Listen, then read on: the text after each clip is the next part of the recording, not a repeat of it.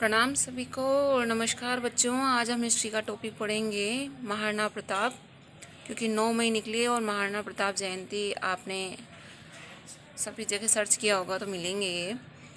तो आज हम इन्हीं को पढ़ेंगे। इनका शासनकाल जो है वो 1572 से 1597 ईस्वी तक का रहा है और महाराणा प्रताप का जो जन्म है वो 9 मई 1540 ईस्वी को और विक्रम संवत 1597 को हुआ था। तो 40 और 97 में 57 वर्ष का जो जीवन काल है उनका, तो आप इस तरह से याद रख सकते हैं कि 1597 ईस्वी में उनकी मृत्यु हुई और विक्रम संवत 1597 ईस्वी में वो जन्मे थे। ठीक है बच्चों। कुंभलगढ़ में ये भी क्वेश्चन आया हुआ है कि कुंभलगढ़ में उनका जन्म हुआ। उनके पिता का नाम महाराणा उदय सिंह की जो रानी थी जयवंता बाई, उनसे उनका जन्म हुआ। ये महाराणा उदय सिंह के ज्येष्ठ पुत्र थे, ज्येष्ठ यानी सबसे बड़े पुत्र थे। लेकिन महाराणा उदय सिंह ने अपनी दूसरी पत्नी जैसलमेर के भाटी राजवंश की जो पुत्री थी धीरबाई, उससे जो उत्पन्न पुत्र जगमाल था उसी को अपना उत्तराधिकारी नियुक्त किया। यानी धीरबाई के प्रभाव में आकर उन्होंने जगमाल को अपना उत्तराधिकारी बनाया। 28 फरवरी 1572 ईस्वी को जब उदय सिंह की मृत्यु हुई, यानी उनका देहावसान हुआ, तो उस समय जगमाल को गद्दी पर बिठाया गया। लेकिन जो मेवाड़ के जो प्रमुख सरदार और सामंत थे उन्होंने उसका बहुत जोर से विरोध किया, यानी पुरजोर विरोध किया। इनमें जो प्रमुख थे वो थे जालौर के अखेराज और ग्वालियर के राम सिंह जो थे वो बहुत ज़्यादा प्रमुख थे। अतः गोगुंदा में फिर इन सभी सामंतों और सरदारों ने मिलकर गोगुंदा में महादेव पहाड़ी की शिला पर 28 फरवरी 1572 ईस्वी को मेवाड़ के सामंतों और सरदारों ने प्रताप सिंह का महाराणा के रूप में राजतिलक किया, तो वो महाराणा बन गए। उस समय प्रताप की जो आयु थी वो 32 वर्ष की हो चुकी थी। ये तो रहा महाराणा प्रताप का जीवन परिचय। बीच में मैं एक टॉपिक और लेकर आई हूँ, नागौर दरबार 1570 ईस्वी को। मैं ये थोड़ा सा समझा देती हूँ आपको। नागौर दरबार 1570 ईस्वी राजपुताना के इतिहास में बहुत महत्वपूर्ण है, क्योंकि अकबर ने यह दरबार इसलिए लगाया था कि राजपुताना के जितने भी लोग हैं, मतलब राजा महाराजा रियासतें हैं, वो सब अकबर की अधीनता स्वीकार कर लें। तो 1570 ईस्वी में नागौर दरबार मतलब अपनी इच्छा से, स्वेच्छा से ही, क्योंकि अकबर उस समय सब बहुत शक्तिशाली सम्राट था, तो उसे पता था कि मैं ऐसा कोई भी कार्य करूं तो पहले से ही मुझे युद्ध की स्थिति ना बनानी पड़े किसी के भी साथ। तो नागौर का दरबार लगाया, जिसमें मेवाड़ के अलावा अधिकतर राजपूतों ने अकबर की अधीनता स्वीकार कर ली। मेवाड़ ने उस समय अधीनता स्वीकार नहीं की थी। तो वापस आते हैं अपन महाराणा प्रताप के बारे में। मध्ययुगीन इतिहासकारों ने प्रताप को कीका के नाम से भी संबोधित किया। इतिहासकारों ने इनको कीका भी कहा है, क्योंकि ये भीलों के संपर्क में भी उस समय आए थे, तो भीलों ने इनको ये नाम दिया था। और कीका का जो मतलब होता है वो होता है बेटा। ठीक है बच्चों, आगे बढ़ते हैं अपन। मुगल सम्राट अकबर ने, क्योंकि अब जो है वो प्रताप को मनाना बहुत, क्योंकि मेवाड़ जो है वो अब अकबर की आंख में खटक रहा था, तो मेवाड़ को पाना चाहता था कैसे भी। तो उसने 4 दल भेजे। चारों दलों के बारे में क्वेश्चन आता है कि 4 जो दल हैं वो है नवंबर 1572 को, जून 1573 को, अक्टूबर 1573 और दिसंबर 1573। नवंबर 1572 जलाल खां कोरची को भेजा गया, जून 1573 मान सिंह को भेजा गया, अक्टूबर 1573 भगवान दास को भेजा गया और दिसंबर 1573 टोडरमल को भेजा गया।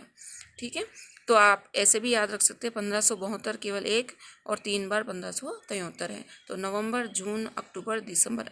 नवंबर का N, जून का J, अक्टूबर का A और दिसंबर का D। इस तरह नेजार्ड। ठीक है, हम इस तरह से इसको याद रख सकते हैं। उसी तरह जलाल खां कोरची को भेजा गया। उसके बाद मान सिंह की घटना आपको पता ही होगी कि क्योंकि ये राजपूत था तो सामूहिक भोजन भी रखा गया था, लेकिन वहाँ पर महाराणा प्रताप न आकर स्वयं उन्होंने अपने पुत्र अमर सिंह को भेजा था। तो जब मान सिंह ने पूछा कि महाराणा प्रताप कहाँ हैं, तो उन्होंने ये कहा कि महाराणा प्रताप के पेट में दर्द है इसलिए वो नहीं आ सकते। लेकिन मान सिंह को पता चल गया था, तो वो वहाँ से उठ गए थे, भोज उन्होंने नहीं किया था। फिर भगवान दास को भेजा और फिर टोडरमल को भेजा। तो चारों प्रयास जो थे वो अकबर के असफल रहे। तो अब आगे की जो योजना थी वो अकबर की ये थी कि महाराणा प्रताप को बंदी बनाना है कैसे भी करके, यानी मेवाड़ जो है वो उसको कैसे भी करके अधीन करना है। तो मेवाड़ बंदी बनाने की योजना बनाई गई, जो कि अजमेर के किले में बनाई गई थी। अंग्रेजों के समय ये एक शस्त्रागार था और इसे इतिहास में मैगजीन भी कहते हैं, यानी अजमेर का मैगजीन। मैगजीन का अगर आप नाम सुने तो उसका मतलब होगा शस्त्रागार। आगे बढ़ते हैं बच्चों अपन। हल्दी घाटी का युद्ध 18 जून 1576 ईस्वी को हुआ था। तो अगर ये आता है कि हल्दी घाटी का युद्ध किन किन के मध्य हुआ, तो हम ये पढ़ेंगे कि मुगल सम्राट अकबर के सेनापति मान सिंह और महाराणा प्रताप के मध्य हुआ था। ये जो हल्दी घाटी है वो स्थान राजसमंद जिले में नाथद्वारा से दक्षिण पश्चिम में गोगुंदा व खमनोर के बीच जो सकरा स्थान है वहाँ पर है। क्योंकि यहाँ की मिट्टी जो है वो हल्दी के समान पीली है, इसीलिए इसका नाम जो है वो हल्दी घाटी पड़ा। इस युद्ध में महाराणा प्रताप को जैसा कि हल्दी घाटी का युद्ध बड़ा भयंकर हुआ था और इस युद्ध में राजपूतों ने जो है वो मुगल सेना के छक्के छुड़ा दिए थे, क्यों इतनी वीरता से वो लड़े थे। लेकिन उस समय फिर जब मुगल हारते हुए प्रतीत हुए तो मुगल सेनापतियों ने ये किया कि उन्होंने एक बेवजह ही ये ढिंडोरा पीटना शुरू कर दिया कि अकबर जो है वो आ रहा और बहुत बड़ी सेना लेकर आ रहा है, एक विशाल सेना लेकर आ रहा है। तो उससे क्या हुआ कि मुगल सेना में तो बहुत ज़्यादा मतलब वीरता भर गई और वो राजपूतों पर भारी पड़ने लगे।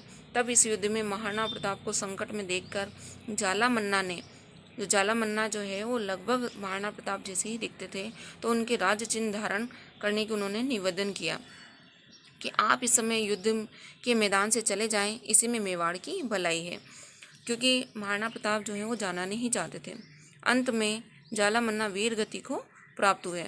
महाराणा प्रताप का घोड़ा जो कि हम सब जानते हैं चेतक है, वो भी इस युद्ध में घायल हो गया था और स्वामी भक्त चेतक द्वारा फिर भी उन्होंने एक बड़ा नाला पार करते ही उसकी मृत्यु हो गई। यहाँ शक्ति सिंह भी उनके पीछे पीछे आया था और शक्ति सिंह को बड़ा ऐसा लगा, अनुभव हुआ कि मैंने बहुत बड़ी गलती की है। तो कि एक घोड़े ने, चेतक ने भी अपनी स्वामी भक्ति इतनी निभाई, तब शक्ति सिंह ने महाराणा प्रताप से क्षमा मांगी और महाराणा प्रताप ने उनको क्षमा कर दिया। इस पूरे घटनाक्रम का वर्णन जो है वो अमर काव्य वंशावली और राज प्रशस्ति में मिलता है। राज प्रशस्ति जो है वो रणछोड़ भट्ट ने लिखवाई थी। आगे बढ़ते हैं हम। इस युद्ध का परिणाम क्या रहा? इस युद्ध का जो परिणाम था वो अनिर्णित था। अनिर्णित यानी बच्चों में समझा देती हूँ आपको, अनिर्णित युद्ध था ये। अनिर्णित का मतलब इसका कोई निर्णय ही नहीं निकला, क्योंकि अकबर ने मान सिंह को ये कहकर भेजा था कि हमें किसी भी हालत में मेवाड़ को अधीन करना है, महाराणा प्रताप को बंदी बनाना है, लेकिन ऐसा कोई उद्देश्य उनका पूरा नहीं हुआ। उधर से राजपूत भी जो है वो मुगल सेना पर पूरी तरह से जो है उस पर पूरी तरह से अपना वर्चस्व हासिल नहीं कर पाए थे। तो दोनों तरफ से ही किसी की जीत हुई नहीं, तो इसे अनिर्णित युद्ध कह सकते हैं। इस युद्ध में बंदायूनी भी थे, जो कि मुंतकफ उल तवारिक नामक पुस्तक उन्होंने लिखी है। इसके बाद एक महत्वपूर्ण युद्ध जो है उनके जीवन काल का दिवेर का युद्ध है। अक्टूबर 1582 ईस्वी में छापामार युद्ध जो प्रणाली है, यानी छिपकर युद्ध करना, छापामार युद्ध कहलाता है। इसमें प्रताप की विजय हुई। उन्होंने 1585 में चावंड को अपनी राजधानी बनाया और यहीं पर वो रहने लगे। अंत में 19 जनवरी 1597 में चावंड में महाराणा प्रताप का देहांत हुआ और कुछ दूर बांडोली गांव में ही इनका अंतिम संस्कार हुआ। वहाँ उनकी एक छतरी भी बनी हुई है। इसमें जो 2 पॉइंट है वो मैं बता देती हूँ बच्चों। Colonel James Tod Haldi Ghati को मेवाड़ का थर्मोपल्ली कहा है और दिवेर को मेवाड़ का मैराथन कहा है। किसने कहा है? कर्नल जेम्स टोड ने। और अबुल फजल ने हल्दी घाटी युद्ध को खमनोर का युद्ध कहा है और बंदायूनी ने हल्दी घाटी के युद्ध को गोगुंदा का युद्ध कहा है। इस तरह से हमारा ये टॉपिक पूरा होता है। अगर इससे संबंधित कोई भी क्वेश्चन हो तो आप मुझे कमेंट्स कर सकते हैं। धन्यवाद।